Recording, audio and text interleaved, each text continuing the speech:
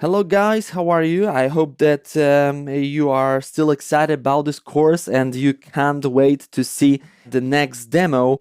So now I'm gonna show you how to play with credit card data processing, or how to figure out if this kind of data is securely or insecurely processed in the web application.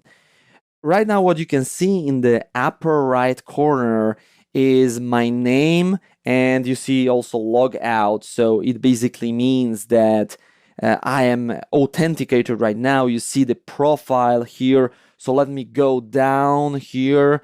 So you see my name is David.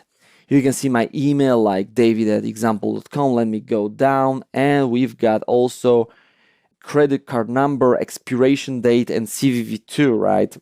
So the expiration date is already out there. And now I'm gonna show you how you can do this kind of testing. So I'm gonna put some credit card number and CVV2 in this web application.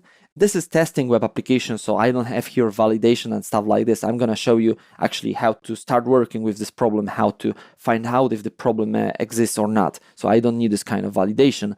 So credit card number, I put, for example, I don't know, a lot of fours right here. So 4444. And in CVV2, I will provide, so this is the authorization code.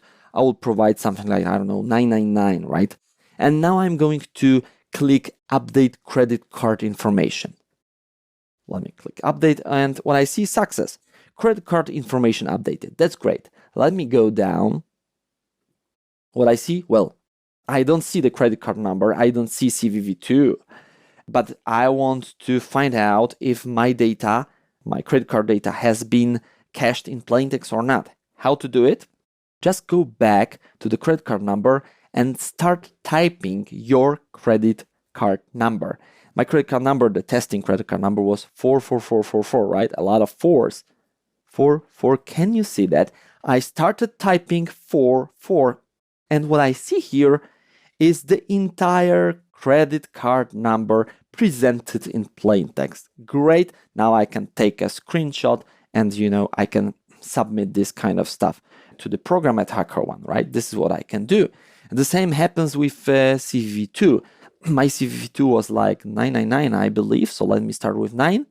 Yes, I see 999 because again, CVV2 was cached in plain text. That's why you see what you see, right? 999. So this is it. This is how you can check very easily if this problem happens in the web application or not. Okay, so far so good. Now let me show you how this is related to autocomplete off. Because I told you that this kind of problem is related with autocomplete off. If there is no autocomplete off, then this problem can happen. So let me go to the source code here, and let me show you that indeed autocomplete off is missing for both credit card number and CVV2. So for this purpose, I will again open the DevTools, and yeah, let me make it a little bit smaller. And now again, inspector, and I will highlight this field, right? This field is highlighted. So what I can see is input class form control name CC. This is a credit card number, so the name of this input field is CC. As you can see clearly, there is no autocomplete off here. And that is why the credit card number is cached in plain text, right? So now you see the source code, and you see also again the beauty of the inspector and how you can use the inspector to very clearly see what is in the underlying source code, right? I can do right now the same with CVV2. Let me move it down, and this time I can see input class form control, but the name is CVV, right? Because this is actually the CVV2 field. But again, there is no autocomplete off, and this is the root cause of the problem. Okay, great.